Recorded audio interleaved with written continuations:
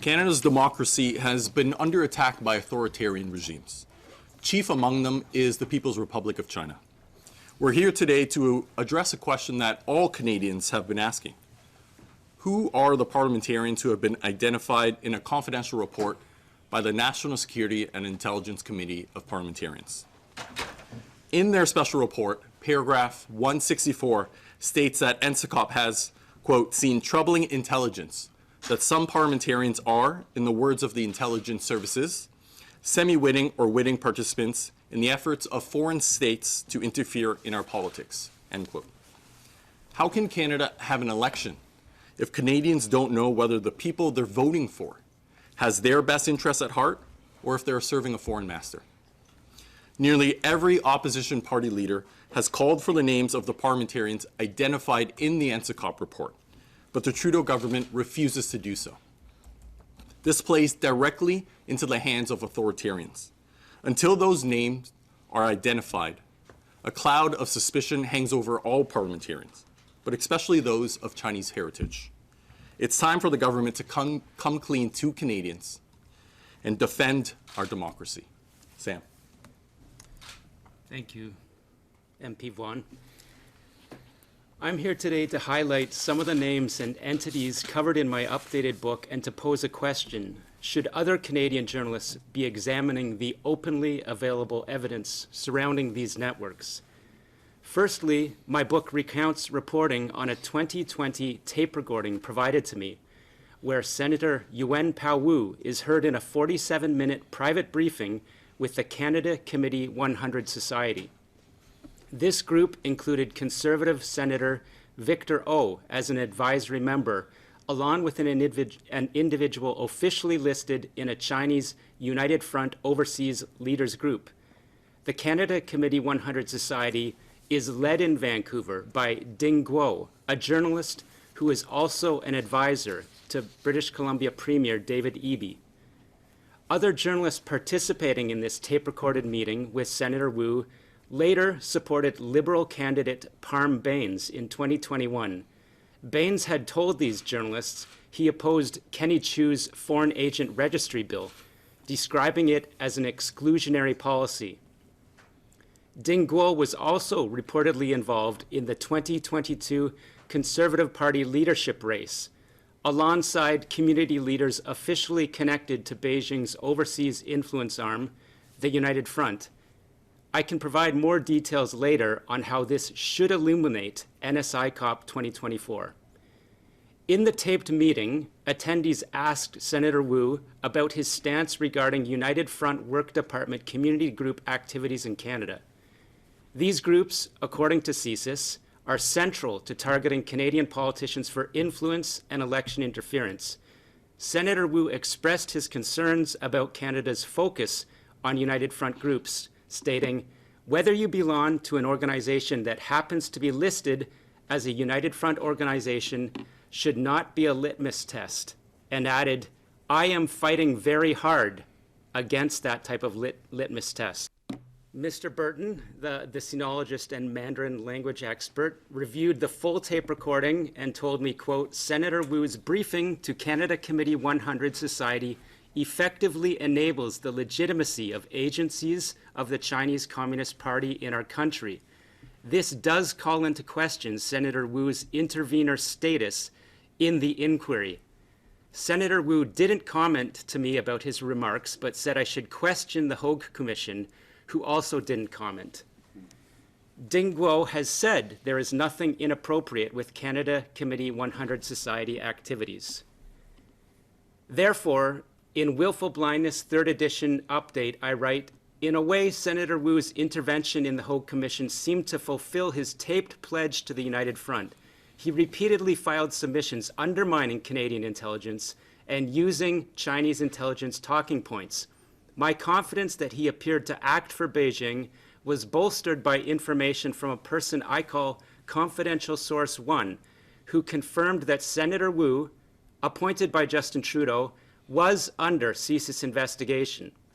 Confidential Source 2 also repeatedly stressed that Conservative Senator Victor O, an advisor to the Canada Committee 100 Society, was a significant target in CSIS's investigation into federal election interference. In Willful Blindness, I write about investigations that began in early 2019. I write, according to 3 national security sources, Liberal Cabinet Minister Mary Ng was identified in CSIS investigations as one of 11 Toronto area candidates clandestinely supported by Chinese consulate and United Front influence networks in the 2019 election. CSIS assessed that Mary Ng was unwittingly implicated in this interference network. Despite my requests, Mary Ng and Prime Minister Justin Trudeau's office never responded for comment. As I write in Willful Blindness, Mary Ng was one of the key Ontario Liberal government staffers who moved to Ottawa with Trudeau, alongside more high-profile advisors like Katie Telford and Gerald Butts. 2 national security sources indicated that a specific CSIS concern was Ng's staff allegedly meeting privately with a Toronto consulate diplomat to consult on China-related issues. CSIS identified this diplomat, Zhou Wei, as a confirmed intelligence actor. According to one source, quote, "We believe Zhou Wei worked with political staffers to provide information on meetings of elected officials and their whereabouts. We know staff have direction to report privately to the consulate on Mary Ng," end quote. This is a critical detail hinted at in the Hogue Commission's initial report, which, for some reason, did not disclose the involvement of Mary Ng's staff with Zhou Wei or clarify what this implies about Ng's position in Trudeau's cabinet. The issue now is the Government of Canada and the Parliament should do what to set things right? Justice Marie-Josée Og's Foreign Interference Commission appears to be floundering as the government, fearing negative exposure, withholds the most critical documents and engages in self-interested obfuscation. Moreover, Bill C-70's effectiveness will be in the interpretation of the language, such as the definition of "in association with" that Senator Wu talks about, the regulations developed to implement that bill, and the inclinations of whoever the government appoints as Foreign Influence Transparency Commissioner.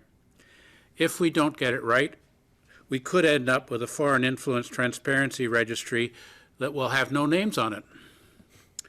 Sam's work has benefited from the willingness of confidential informants to share classified materials with him. These are the people that the Prime Minister has denounced as criminals. They are accused of endangering Canada's national security by potentially exposing informants and methods of intelligence collection. But is this so? Can we point to any negative effects on Canada of Sam's reporting? It seems to the contrary that Sam's work is rather of benefit to protecting us from China's agenda to undermine Canada's sovereignty and national security.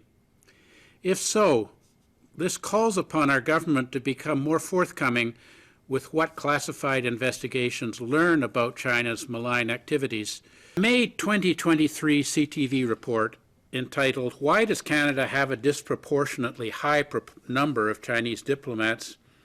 revealed that there are 176 Chinese nationals with diplomatic credentials in Canada.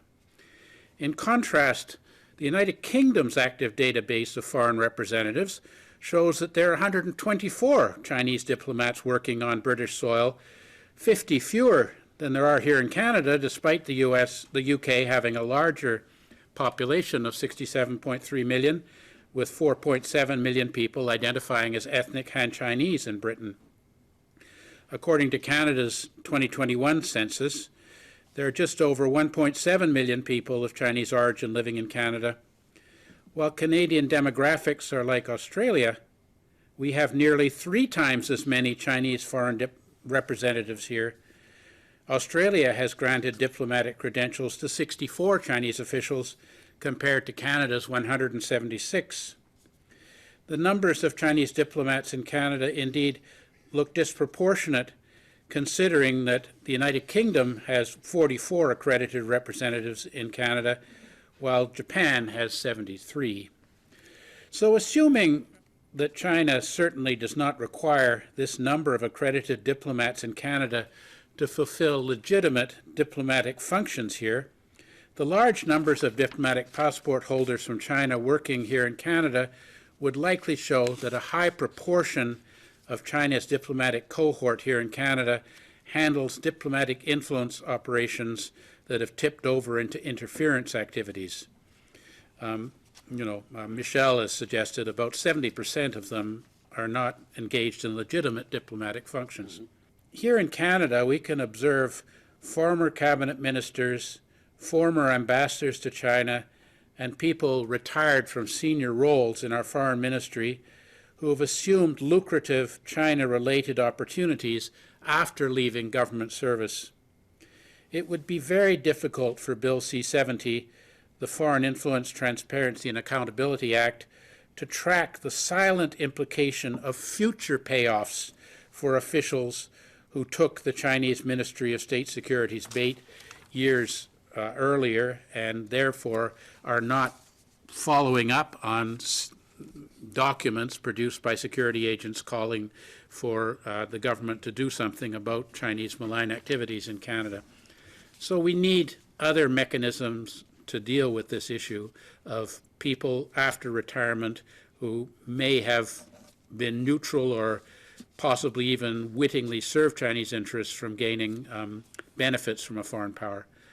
I would point out that officials who have security clearance in Canada are bound by a lifetime ban on their revealing or benefiting from the classified information that they gain knowledge of in the course of their work. I would suggest a commensurate measure would be lifetime restriction on persons who have had influence on Canada's foreign and security policy from assuming positions that include income or benefits from hostile nation foreign services after they leave government work. So I've recommended here 4 rather obvious and simple actions for the next government to consider after Justice Ogg releases her report on December 31st. But the history of the Canadian government's adopting the recommendations of commissions, whether they're royal commissions or just commissions, has not been good. But if our government blows this matter off with lip service and no substantive follow-up, I believe strongly that history will judge them very badly. To conclude, I think it's important to point out that if this happened in the United States, there would be a special prosecutor appointed immediately. And this government is dragging it out. Why? Reluctance is abetting. What's the point of having a law? Why are we protecting individuals who are harming our country, our democracy, our people, and our interests? And this government needs to tell us why. Because frankly, I'm fed up with having to pay the price for it. Because being a doormat is not a policy. And it's time to step up and defend our democracy. Thank you.